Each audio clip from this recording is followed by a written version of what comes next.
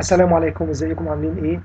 النهارده هنتكلم عن الهدف الثاني لصالح نادي ليفربول ضد فريق ريال مدريد في دوري ابطال اوروبا لعام 2024-2025. هنا هنلاحظ وجود ضربة ركنية لصالح نادي ليفربول. سيقوم اللاعب هندرسون بلعبها، وهنا اللاعب فان دايك في انتظار الكرة داخل منطقة الجزاء،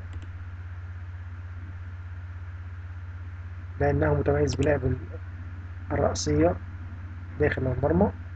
ثم يقوم اللاعب هندرسون بلعب الكرة لزميله على حدود منطقة الجزاء، والتي يقوم بإرجاعها له مرة أخرى، ويقوم اللاعب هندرسون من لمسة واحدة برفعها داخل منطقة الجزاء.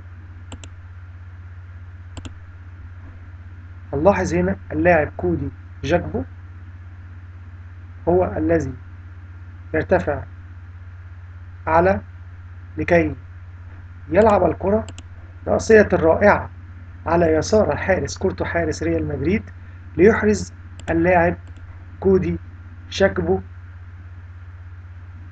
الهدف الثاني لصالح ليفربول ضد فريق ريال مدريد في دوري أبطال أوروبا لعام 2024-2025. وفي النهاية أتمنى منكم الضغط على زر الاشتراك وتفعيل زر الجرس ليصلكم كل ما هو جديد من تحليل أهداف المباريات القادمة. شكرا لكم.